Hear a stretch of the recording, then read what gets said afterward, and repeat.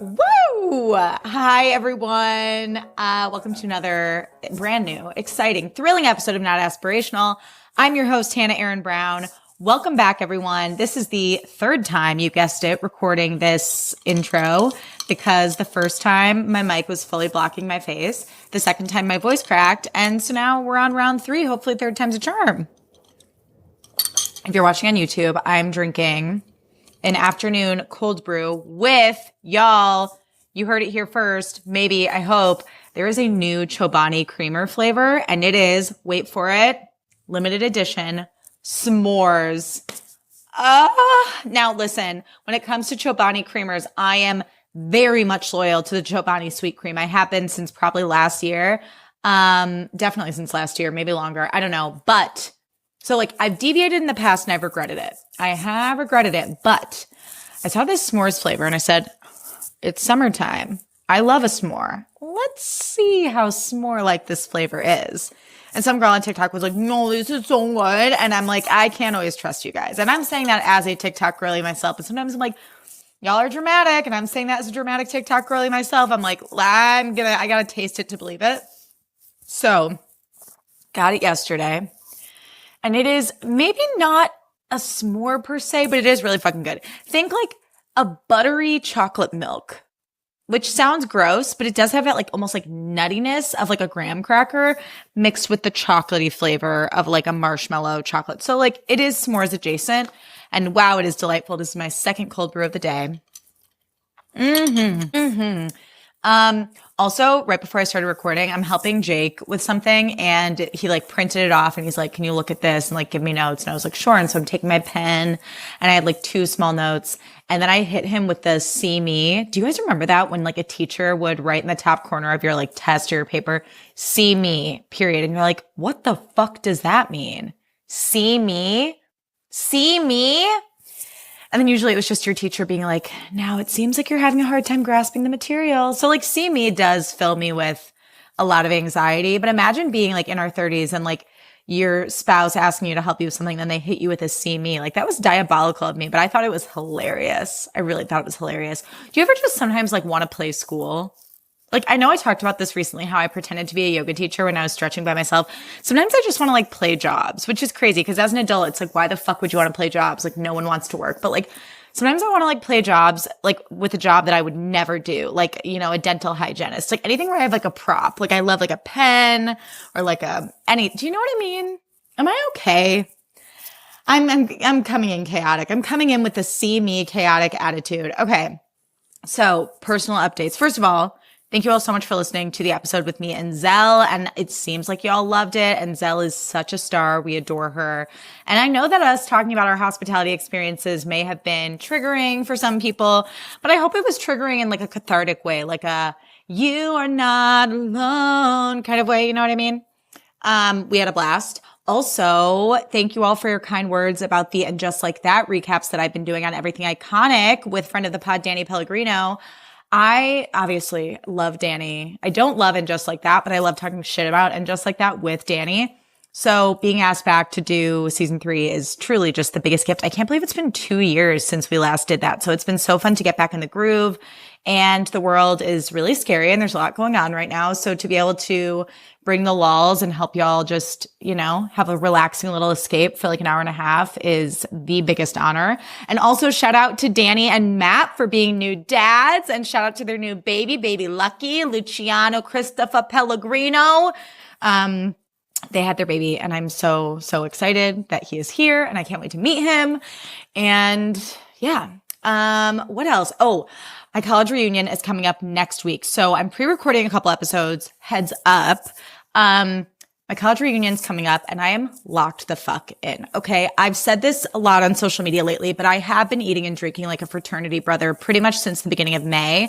But there's nothing like an event on the calendar to really force you to lock in. And I haven't had an event that I've really given a fuck about, since my wedding. So I've been trying everything. I've been, you know, doing the bone broth and the gua sha and really just like getting back to my wellness girly roots. And, you know, I'm not great at moderation. I've talked about this before and I'm certain I'll talk about it again. So it's like, it is the kind of thing where it's like, I kind of give a shit, not really at all, or I'm like locked the fuck in. And right now we're locked the fuck in. And I think it's important to ebb and flow because our moods change depending on what we have going on in life. And it's been really nice after just like a chaotic, but fun, but chaotic, like month of my life to just like go to bed early, drink some water, do my workouts, go for my walks, do my gua sha. I mean, like, I feel like I have some light behind the eyes again. My skin was getting a little dull and pallid. And you know, it does, I say this again all the time, but it sucks. After you turn 30, you really do just like see yesterday's decision on your face. You know, it's like, oh yeah, I drank a lot of wine yesterday and it shows. So it's been fun to lock in and just, you know, be on my wellness bullshit. I'm also in my Pilates princess era. Okay. So I was targeted on TikTok, as I've been known to do, by this app called Better Me. Have you guys heard of it? I don't like it. Don't download it. I mean, do whatever you want. I don't like it. But I initially was like, I saw they had like a cute ad. And I'm such a sucker for marketing. And I'll never stop being a sucker for marketing, but they had a cute ad. So I was like, oh, it seemed like a really nice app to just like give you daily workouts that are like 12 to 15 minutes long. And they had all these different workouts and blah, blah, blah, blah. And then it also had some like tracking stuff in it. Like you could put in your food, you could put in your steps, blah, blah, blah. I don't like tracking food. That's not healthy for me. But I wanted to find like a place where I could do at home workouts because now I usually do like a short at home workout like 5 days a week in addition to my Orange Theory like 3 to 4 days a week. And I'm talking like 5 to 20 minutes max videos, usually low impact stuff. So I was like, okay, cool. I'll enter. Oh my God, I can't speak. I will enter my Pilates era using the Better Me app. This way I won't have to scour YouTube for workouts. They'll all just be in one convenient place. I don't like the way they do their workouts because I don't know if you've ever heard of the app Swork It, but like, it's not like a workout video that you get to follow along with. It's just like a robotic voice and some like shitty stock music being like, knee push up 10. And then it's like a little timer noise. Like it's just, you're just like watching, it's like a robotic voice and you're just watching someone repeat the movements and following along with like cheesy music. And even when you turn the music off, it's just like you still have to be looking at the app, but it's not quite a video. Does that make sense? I don't know. I don't like it. So thank God I only did the trial because I am canceling it. I already canceled it. But as a result, I did get this like Pilates set on Amazon for like $30. It's like got a couple little Pilates balls. It's got Pilates rings. It's got resistance bands, like stuff that I will absolutely use without this app.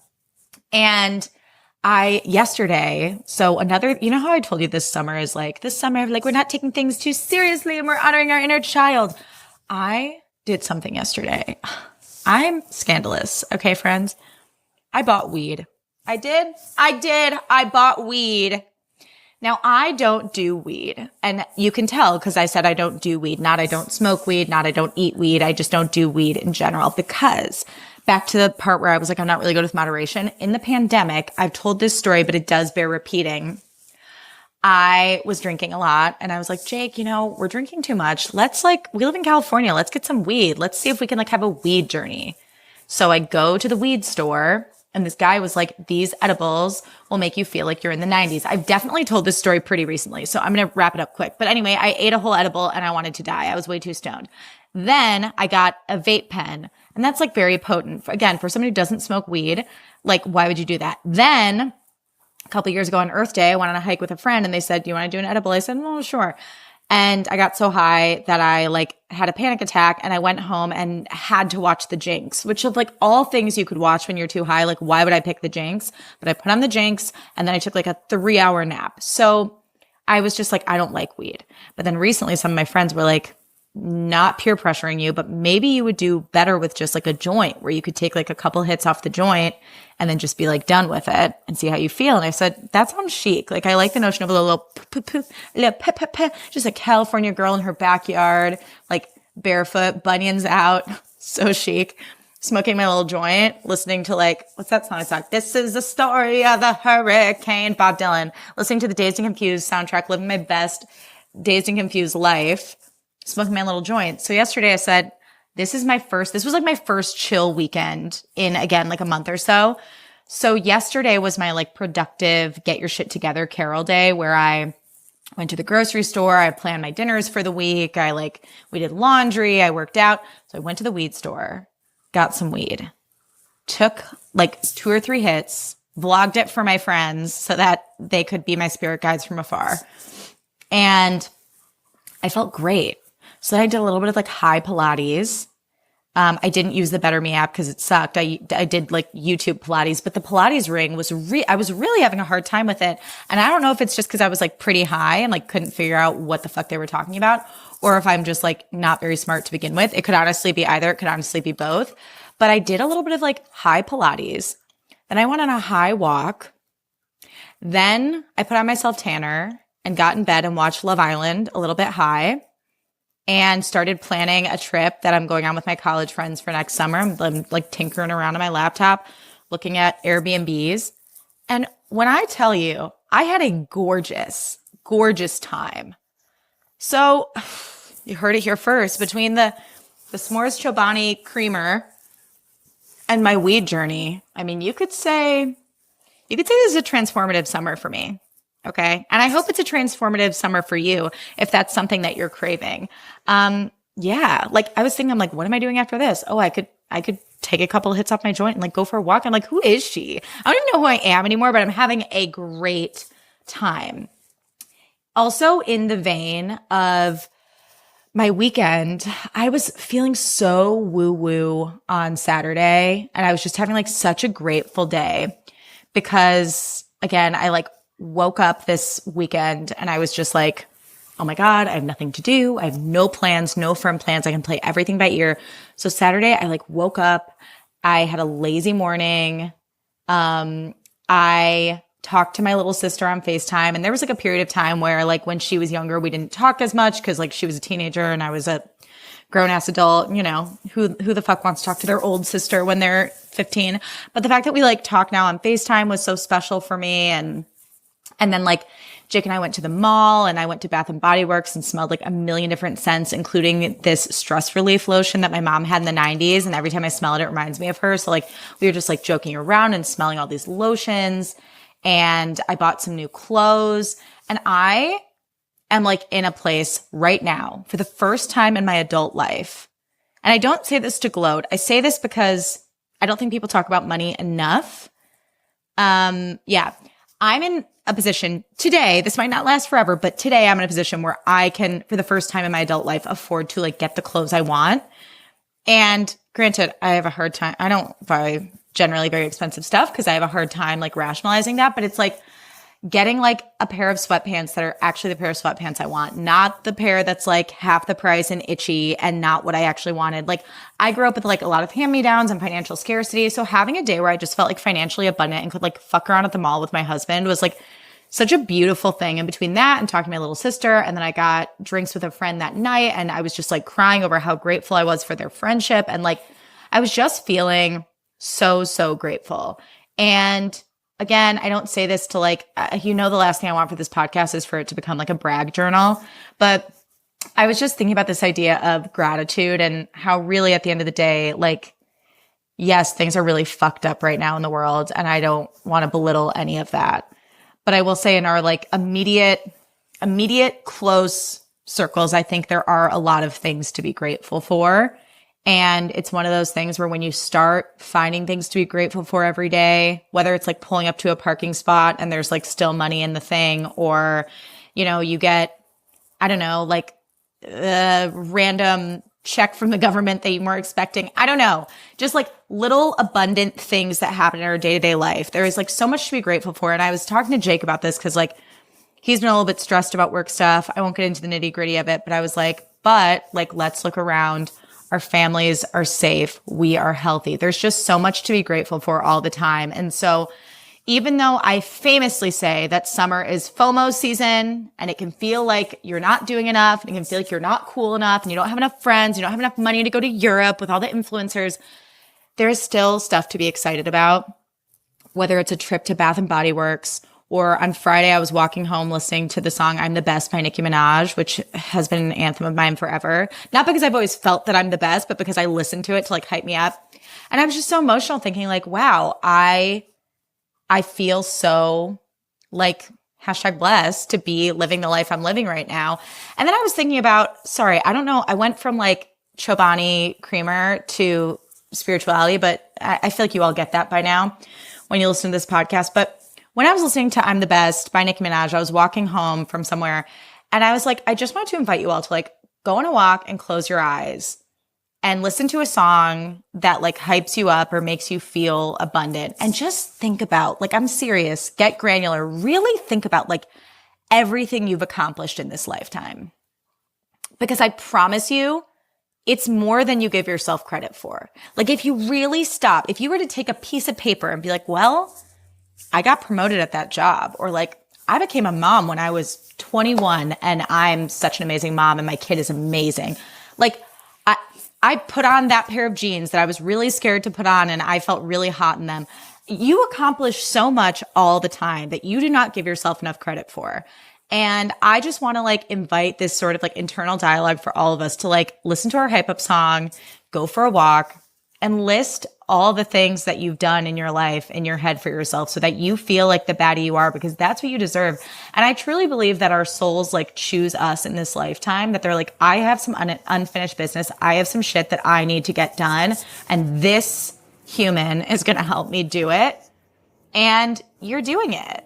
You're doing it. Whatever it is, you're doing it and you're doing enough. So I don't know. I'm feeling so emo and reflective, and I thank you all for bearing with me, and I hope that it resonates. And by the way, anytime you message me and you're like, wow, that really resonated, it means so much to me, because often actually, I feel like I'm just yapping into the void where I'm like, am I even making sense? Are these sentences even being strung together in a way that a human being can understand? So when you're like, oh, I felt that, I'm like, thank fucking God. Thank God. Ramona voice. So yeah, I had a grateful weekend. I'm so excited to go to Chicago for my college reunion. Okay. Hard, aggressive left. Okay. Remember a couple weeks ago when I was like, why is Jonathan Bailey's American accent so like nasally and weird? Like, why is he like, hey guys, like, wow, the dinosaurs? A friend of mine who is an accent coach. How fucking sexy is that job? She's the coolest. She voice memoed me like an angel. And she said, I think I have an answer for you. She said that sometimes without knowing it, like subconsciously, when she's teaching a client an accent, they will almost like project like a vibe onto that accent. And she said a lot of European people have these sort of preconceived notions of what American people are like. And we're like kind of annoying. And like, who can blame other countries for stereotyping Americans as annoying? Because have you looked at the news lately? And so she was like, sometimes they will subconsciously make their voice like more annoying when they're doing an American accent, because they subconsciously associate like, oh, hi, like a nasally voice with an American accent. And she said sometimes she'll have her clients literally journal about like, what are my subconscious feelings around this accent? What are my limiting beliefs around this accent? And I was like, God, you're so fucking good at your job. That is so cool. This like psychological approach to accent work. Like as an actor, I'm like, I'm horny for that. But I was like, damn, boots on the ground intel about why Jonathan Bailey does that weird American accent. And I hope that he considers, or his team considers, because obviously his team listens to this show, consider sending him to my friend as an accent coach, because I think he does need to unpack some of his preconceived judgments around American accent. People on TikTok got mad at me about the Jonathan Bailey thing. They're like, well, I think he's an amazing performer. Just an amazing performer. And maybe you should leave him alone and just leave him alone and stop it. Stop it. Stop it. Like, whoa. I'm also like, I literally said dumb. I literally said he's an amazingly talented performer. So I don't get why that voice doesn't hit. What don't you fucking understand? One thing about people on the internet, they will like hear like half of a syllable of one thing you say and they're like, so that's what you think. So that's what you said. And I'm like, that's literally not what I said, but okay, go off in the comments. Thanks for the engagement. Okay. Another thing. I say thanks for the engagement, but honestly, those comments piss me off so much, as you can tell, and they fully make me crumble. So self-awareness. I'm reading a new book. I'm not very far, so I don't have much to say on it. But I took to TikTok and I asked the book talk girlies, I was like, I want a smutty thriller that I can't put down that makes me cancel plans. And they recommended Credence. And I heard that Credence is a freaky little book. And I said, sold. I said, add to fucking cart. So it showed up. I'm only like 20 pages in because I'm so fucking sleepy that I'll read like 5 pages before bed and then I fall asleep and it's not useful and I need to just like, I need to read first thing in the morning, but that's when I do my Pilates and I need to figure it out. But here's the synopsis of Credence if you haven't read it. And those of you who have, Credence Heads of the World, I know that you're probably so hyped that I'm reading it because I do feel like this book is like impactful for people. Okay, here is the synopsis. Credence follows Tiernan de Haas, a young woman who, after the sudden death of her parents, is taken in by her father's stepbrother, Jake Vanderberg, and his 2 sons, Noah and Caleb, in the remote Colorado mountains. Horny. Tiernan, still a minor, navigates the complex dynamics of living with these men, blurring the lines between family and a blossoming attraction. As she learns to work and survive in their isolated world, she develops intense feelings for each of them, leading to a complex and intense romance. What the fuck? It's like Summer I Turn Pretty, but like, ooh, like, It's like Summer I Turn Pretty meets like, I want to say like Verity, but I don't even think like that's a good comp, but I love a fucked up book. I told you guys, I just read Still Beating. I love a fucked up book. If you have a fucked up, smutty recommendation, drop them in the comments on Spotify or YouTube. I need them all. I just like, I love them. I love reading them and going, oh my God. Like someone took pen to paper. And I'm not here to shame anybody. I'm not. But it is like, it's nice to know that there are like authors in the world that are like, yeah, I'll write something fucked up and it'll be entertaining. It's like, I love that we can all be entertained by fucked up things together. You know what I mean? Love it. Although I guess me calling it fucked up a million times it does sound like a judgment and I'm hearing myself. But anyway, Credence Heads of the World. I am so excited to become a Credence head with you. I hope. I got to do some reading today. Okay. Sports Illustrated fashion show happened a couple weeks ago and I spiraled into hatred and self-loathing. So I thought, what a gorgeous opportunity to talk to y'all about that. So specifically, Stassi and Bethany were in the show and they looked so fucking good. Now I will say there was something a little bit shocking about Bethany in a waist length caramel highlight. And I'm not saying that you should have your hair any certain way because of your age. I will say I missed her like dark brown hair. Like a caramel highlight is very like Sports Illustrated Miami vibe. So I understand it. But I was just like the caramel waist length highlight extension with the cowboy hat. I just said, whoa, girl. And honestly, I hope that I can find that confidence at any age, especially in my 50s. To be in a swimsuit with a cowboy hat and a caramel waist-length extension and say, check me out, motherfuckers. Check me out. That was the sound of me spanking my own ass. Check me out. Eat shit and die. Fucking choke on my fine ass. Then Stassi, I mean, my God. She looked so good.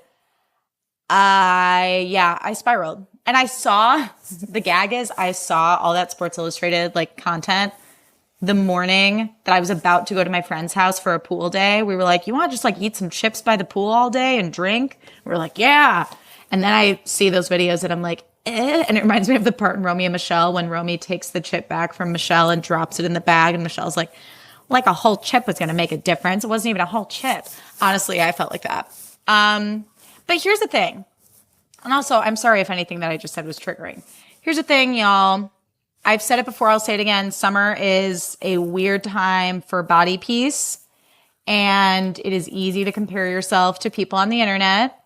But at the end of the day, just remember that social media is fake. And also, to look that hot on a runway, yes, I'm sure they all like locked in. You know how I said at the beginning of the show, there's nothing like an event on a calendar to make you lock in, like health-wise. But also body makeup and spray tans and lighting and all that stuff. So to compare yourself to anyone on a runway ever is, especially a Sports Illustrated runway where it's like they are going to do everything they can to make these women look and feel fucking amazing. To compare yourself to that is just not nice. It's just not nice to yourself. It's not useful. And it's not productive. So we keep it moving and grooving. And the cool thing about bodies and confidence is that like literally a few days ago, I was like, I feel so unfortunate and this is just my life now. I'm never going to feel confident or pretty ever again. I had a good run. I had a good run. And then like the next day, less than 24 hours later, you can be like, wait, I look so cute right now. So just know that anytime you're feeling insecure, it will lift eventually. Maybe not the next day, maybe not the next hour, but you will feel hot again. I guarantee it. Okay. Also love seeing Alex Earl, my bunion sister, on that Sports Illustrated runway. And they had to be barefoot for that runway. And I just like, I'm hoping to get to a place of bunion piece this summer. Like, fuck body piece. I have stretch marks. I don't care. It is what it is. Bunion piece. May Alex Earl's bunion piece find me in this life. Okay. Another thing pop culture wise that's going on is Wes Anderson has a new movie called The Phoenician Scheme. And can I just say, I have to speak my truth. This is controversial. I'm scared. I'm scared that someone in the comments is going to come at me like they did when I criticized Jonathan Bailey. But also, sorry, ASMR of this iced coffee. I need a sip. Okay. Wes Anderson movies piss me off so fucking much, except for Fantastic Mr. Fox. That I will allow. I think that movie's adorable. I think it's clever. I think it's fun. All the other ones, oh my God, I hate them. Sure, the colors, the Pantone, what are those little color swatches? Pantone? The color scheme of his movies are gorgeous, okay? Aesthetically, yeah, fine. I do not need another movie of a bunch of like famous hipsters. Like my friend Claire did an imitation where it was like her picking up the phone. It was just like, it's always just like a guy picking up the phone being like, hello, I'm on my way. And then like hangs up. Like it truly is like, it's just, and nothing ever happens. Like someone tell me what the fuck any Wes Anderson movie is about. I could not tell you. And maybe it's just because like that style of movie cannot hold my attention. And again, I am not very smart. Okay. So like, I'm not saying I have great taste. I don't have great taste. I am saying I cannot sit here. I cannot waste another second of my life sitting here pretending that I think that those movies are good. They put me in a bad mood. They put me in such a bad mood. Just a bunch of hipsters like be like, oh, hello, and like someone has a little hat, and someone has a little cap, and a little like monkey on their shoulder. It's just like, and I can't do it, and I won't do it. And also, Bill Murray is famously a dick. So any director that's like, Bill Murray is my bestie, I go, side eye. And you might be thinking, Hannah, that's a reach. And you might be right, but loyalty I'm a Leo, loyalty is a passion of mine. And if you're loyal to someone who's a dick, I don't know. Look inward. I have questions. So when someone's like, well, they didn't do anything to me, I'm like, if they did something to my friend, then literally fuck them. Okay, moving on. Paige DeSorbo's pajama line. Woo! Okay, I'm recording this on the 9th. By the time this comes out, Daphne, Paige's pajama line, will be live for us to purchase. Live and in color on the internet. Okay, because it drops June 10th. When I saw this news, I was so fucking excited. I know Zell and I touched on it briefly last week, but like I was so excited that it bears repeating. I love, again, I said this last week, I love a good marketing decision. I love watching an influencer do something fun because it feels like we're all in on like a fun inside joke together. And when I tell you, I cannot wait to take a couple hits off my bougie hot girl weed in my bougie hot girl Paige DeSorbo Daphne pajamas and bed rot. Like, this is the life that was meant for me. This is the life I've been manifesting. The pajamas are so fucking cute. They give like Eloise at the Plaza. I love the embroidery. I love that you could literally throw on a kitten heel and like a trench and wear them out to dinner. I think it is genius. I'm so excited about it. And the internet is a powerful place because you all tagged Paige and Daphne in my comments when I made a video about how much I want to be on their PR list. And we did it, Joe. Their PR person, the Daphne person, reached out to me and they said, hey, can we add you to the PR list? And I said, are you kidding? I'm literally going to cry. Thank you so much. I hope I don't get in trouble for saying this on the pod, but they were like, you're right. We do think you should be on the PR list. And I was like, you guys, are you kidding? And to that, I say prayer is powerful. Prayer and having really awesome listeners and people who follow me on the internet. So thank you all so much for making that happen, because I truly can't wait. I'm so excited. I'm so excited. And obviously I'm going to make a million videos because this is like probably the crowning achievement of my life. I'm not going to lie. Other Summer House related news, Paige left the show. I'm not surprised. Selfishly, I'm sad, but I do not think Paige is leaving her screens. I think she's leaving Summer House. And I think there was a lot of conversation online about how she's kind of outgrown Summer House. Like, she doesn't really like going out. She just wants to stay in bed on her phone. Like, Summer House isn't really her scene anymore. And bear in mind, I mean, she started it when she was 26? And your idea of a good time from 26 to early 30s is drastically different. So I don't blame her for just being like, nah, it's not really my idea of a good time anymore. And I am praying to the Bravo gods that we get a Paige spinoff, whether it's just her show or it's a show with like her and Lindsay and some of the girls in the city. I don't really give a fuck. I think she will stay on our TVs in some capacity. I don't see her in like a hosting role. I don't see her going like the Ariana Love Island route. I see her still kind of having a main character moment. I don't know. I might be making this up, but I feel like I've seen people compare her to Bethany before. And you know how like Bethany got her super dark but incredibly entertaining spinoffs, Bethany Getting Married and Bethany Ever After, both of which I have on DVD in case you're wondering. I think Paige has that kind of star power where Bravo is still going to utilize her, but just give her more of her own space to do her thing so that she's not, we don't have to fast forward through scenes of like Jesse and Lexi to get to the fun parts with Paige. And a lot of people on the internet will like criticize her and be like, she just wants to like sit in bed on her phone. And I'm like, but I think in that setting, yes. But I think her day-to-day life in the city is probably really glamorous and fun and entertaining. And also like, I think part of why Summer House was entertaining in those early seasons was because it was relatable to an extent where it's like, this could be you and your group of friends renting a summer house and getting fucked up and hooking up in the pantry and whatever. And now, because they're all so famous, and especially Paige is on like a different echelon of like fame, and I assume she's making so much money, probably more than a lot of other people on the cast, given all the brand deals and Giggly Squad and all that. Like, I don't really need to see her, imprisoned in a summer house with like Kyle DJing all summer. Like, she's too glamorous and chic for that. I want to see her being rich and hot and single and famous and like gallivanting around the city. Like, please show me to me, please. Send it to me, Rachel. That's what I need. Okay. Lexi also left Summer House. Moment of silence. Okay. So Lexi left Summer House and she had to announce it. And I was reminded of a time when I lived in LA and I worked at this incredibly toxic spin studio. I've definitely mentioned it before. And I worked there not once, but twice. I like left once and then I was like, maybe it was a me problem that I hated it so much. I should go back and try again. And I was like, that was like, I had some unhealed inner child stuff about just like wanting to be cool and wanting to be liked and wanting to be accepted. So I went back to this job, like, thinking, okay, if I can just get these people to like me, it'll be fine. And I couldn't, I just didn't fit in.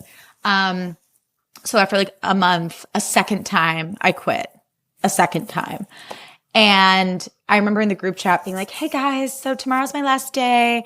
Thank you all so much for everything.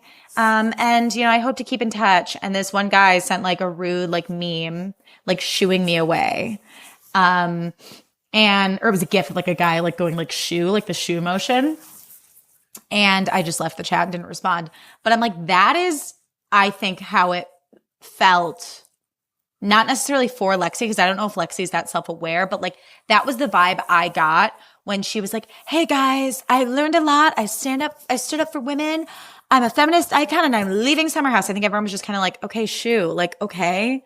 Like, are we supposed to have like a strong emotional response to this? Like, I don't know anything about you aside from your relationship to Jesse. And so I don't like have a strong emotional, like, oh no, what are we going to do?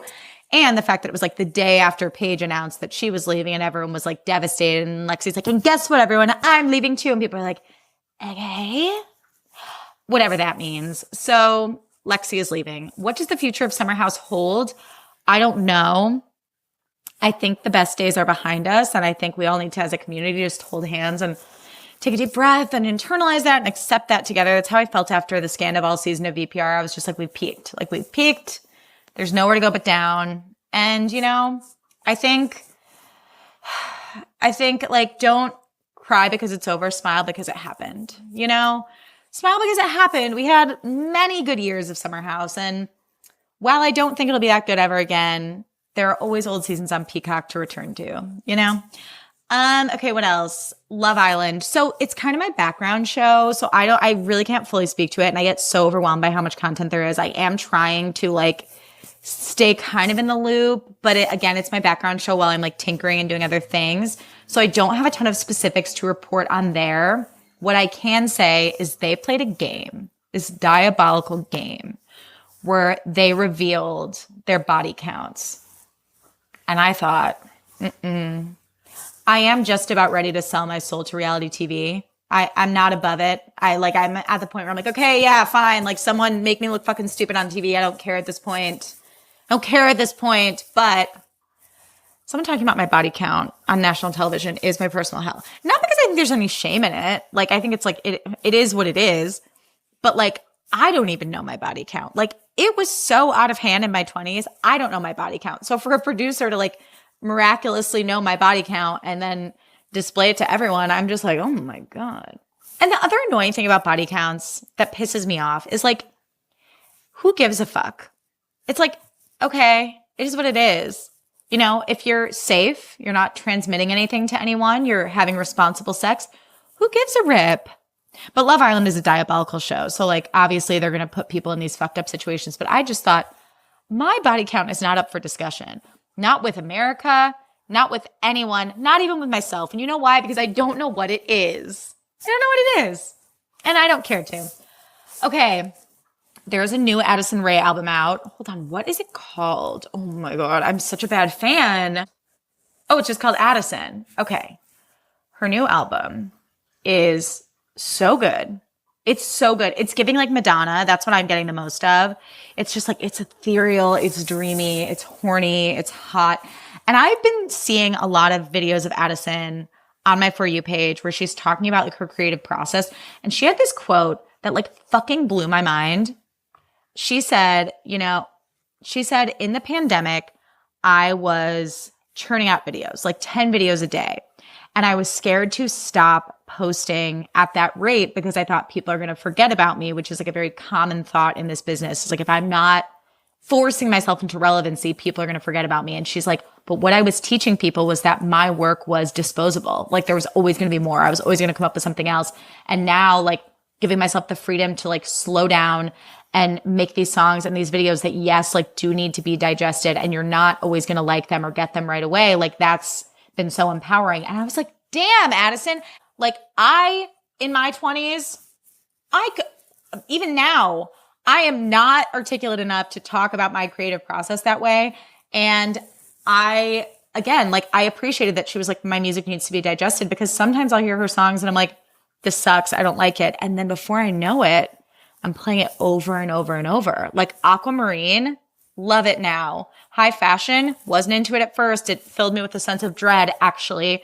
Now I love it. So this new album, you guys, it's so good. It's summery, it's Madonna, it's dreamy, it's perfect, honestly. And I'm new to this, so what the fuck do I think I'm talking about? I think it's probably the perfect soundtrack for a high walk. Note to self, try that this week. Now I'm in my stoner era. But truly, it's so good. Give it a listen and let me know what you think. Shoot. I forgot to bring this up when we were still in the Bravo portion of the episode. Rachel Zoe, oh my God, bananas, is going to be on Real Housewives of Beverly Hills. She is returning to Bravo. I was a huge Rachel Zoe Project fan. I would watch it at ISU on the fucking treadmill every day. I always, low-key, even though Taylor was like kind of a demon, I loved her bleach blonde, aggressive side bang, like fried, short, straight bob. I always wanted to be a fashion intern with like fried hair and lavender tips and like short black nails. Like that was so the vibe back then. Taylor was so iconic and cool. I love that she's still a stylist, by the way. But the fact that Rachel Zoe, I digress. The fact that Rachel Zoe is coming back to Bravo is, I will say, like, I think the shakeup that Beverly Hills needed. The problem is, and this is where I feel like I'm at odds with myself. I constantly bitch about how I think this entire industry, the industry being the entertainment industry, is just like, it's remake after remake. It's existing IP. It's people that we already know. It's like no one is taking a risk and making anything new or fresh anymore. No one's making new people famous. It's like, this person's a Nepo baby. This person is relevant from this thing they did 20 years ago. Like, I do feel like there's a famine of fresh faces in Hollywood and in entertainment.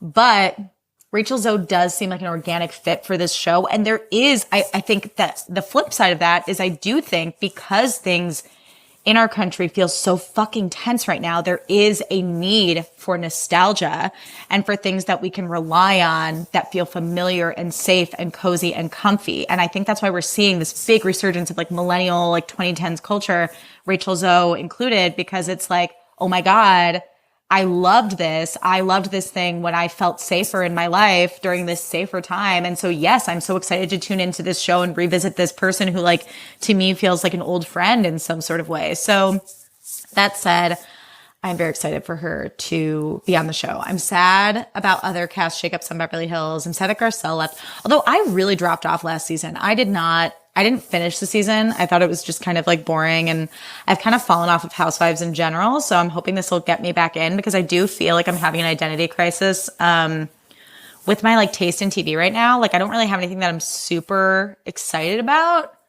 But that's okay. I think I'm just kind of like vibing in other ways, which is fine. But it's always fun to be on like a reality TV ride with everyone. So I'm excited for her to come back. And I do wish they would bring back Rinna. I'm going to say that right now. Sometimes I just need a messy bitch on my TV. And my concern with Rachel is, while she is iconic, that she's going to be kind of a Jenna Lyons, where she's using it to platform her businesses and herself and kind of put herself out there in the zeitgeist, but she's not going to want to like get messy and get dirty and get in the weeds the way like Elisa Rinna would. So I'm excited, but I could see her going in that direction. So time will tell. Hopefully I'm wrong, but those are my thoughts. Okay, last pop culture thing before I get into grow up as we wrap up here. Lauren Bostic and the Skinny Confidential are under fire right now because, in true Lauren Bostic fashion, she said something fucking stupid. In this case, it was about fertility with Shannon Ford. And honestly, like when I hear Lauren Bostic talk in this like affected, over enunciating way, I can't like, and I'm sorry, I know that sounds rude, but some of the shit she said is so fucked up to me. So I don't really care if I'm being mean at this point. She said something about fertility. I can't even fully process what she says because like she grates on me so much, but she said something to the effect of like, fertility is just like a healthy mindset and like justice for women who had an easy time getting pregnant, and just like, you know, I had a healthy mindset, so I could easily get pregnant like 3 different times. I just said, I'm healthy. My body can do this. And like, it's fine. And all these women who have had fertility issues, like, took to TikTok to basically be like, fuck you, Lauren Bostic, as they should. It was just like such an insensitive, awful take. And mind you, this woman is like encouraging people to like not wear sunscreen, to eat raw milk. Like, she's definitely the like living example of like the wellness girly to like super conservative alt-right pipeline, which we saw a lot of people fall into in the pandemic. And I had someone message me being like, I need to know your takes on Lauren. Here are my takes on Lauren. There was a time in my life where she owns Dear Media, co-owns it with her husband, Michael Bostic. There was a time in my life where Dear Media was my absolute dream. I wanted to be on their network so fucking badly. I sent my stuff to them, even though I had like 2 episode streams. Like, I was Delulu. I was like, I will be on Dear Media someday. They're so sparkly and shiny, and all the coolest people have their podcasts with Dear Media and blah, blah, blah, blah. And I think it's an example of the universe gives you what you need, because the more I learned about Lauren and Michael as people and like what they stand for, the less I thought that Dear Media was a fit for me. Now, I will say, I'm not going to like bash their creators. Like Heather McMahon, fan of hers. I love the podcast Ride. Like, there are shows on Dear Media that I love listening to. So I'm not here to bash the creators on the network. I think everyone's got to do what they got to do for their business. Like, look out for number one. You know, people have their reasons for doing what they do with their shows. Lauren and Michael can truly fuck themselves. That's how I feel. I think they're nightmare people.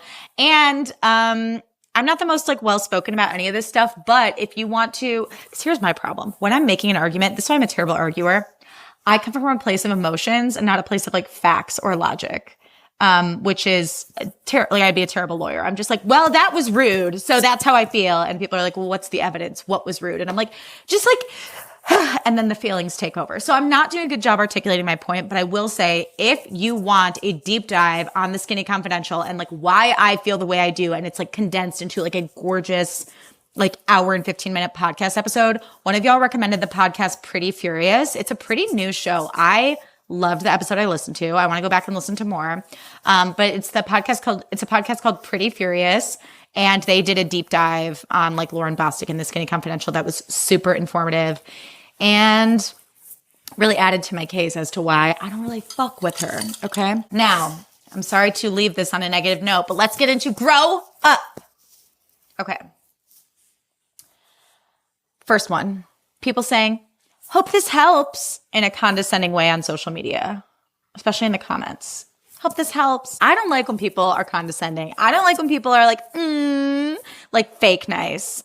I'm like, are you, in the immortal words of Lala Kent, are you trying to get popped? Are you trying to get along? Okay. Don't say, hope this helps. Just, see, there I am with the feelings again. It's just that I don't like when people, it's like the episode of Real Housewives of New Jersey where, Danielle Staub calls Teresa Giudice honey, and Teresa's like, don't call me honey. Don't call me honey. That's how I feel when someone says, hope this helps. Or when people go, hey, so this is insane. Like, hey, so this is insane, you guys. And usually when people are saying, hey, so this is insane, I agree with that. But the tone of it is just like, it's a little condescending and it bothers me. The other thing, okay, I had this as a grow up, but I think it's more nuanced. It's a more nuanced grow up, okay? But this is my Miss America platform for this week. And it is stalking people on social media from a burner account. Okay, it's controversial. I know everyone has a burner account. I think we should abolish them. I get this is complex, okay? But I just think the freedom of being like okay with someone judging you and being cringed out by your social media behavior as a social media creep is like what we should all strive for. Like I want to be in a place with my confidence where if I found out that someone found out that I had liked a picture of them by accident from like 2012 on Instagram and they were like, that's so embarrassing. She clearly was stalking me. I want to be in a place with my confidence where I'm like, yeah, you did see that notification. You know why? Because I did that. I stalked you. I stalked you with my whole fucking chest. I stalked you, wanted to see what you were up to, fell in a K-hole of your content, and I accidentally liked it. Ooh, but at least I'm doing it with my fucking face attached to it. Now, if I were verified, I don't know why that feels different to me. If I were like a famous person, I might feel differently. But I'm talking like if I'm creeping on like a tertiary person from like, you know me, college or high school, and I accidentally like something. Oh, well, that's showbiz. I'm like, no one should act like they're not creeping on people on social media. That's part of the fun. Come on. And when you see someone's private, you're like, loser? Not really. I don't genuinely think people who are private are losers. Selfishly, I'm just like, damn, I can't creep on you, which is losery of me, if I'm being honest. Yeah, those are my grow ups for this week. Saying, hope this helps condescendingly on social. I'm also honorable mention saying, hey, so this is insane. And then creeping on people from a burner. I'm going to say grow up, do it with your name attached to it. Just see how it feels. Start when you're not drunk.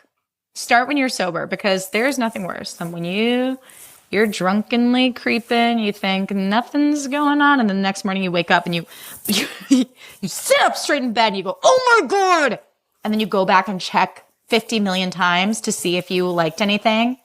And then in that process, you're afraid that you'll actually like something that time. By the way, don't know who needs to hear this. There is a lag time on Instagram. If you like a photo, you have like 10 seconds to unlike it before they get a notification. So just know that. In the immortal words of Alison Dubois, know that. Well, everyone, what an episode. What a way to go out.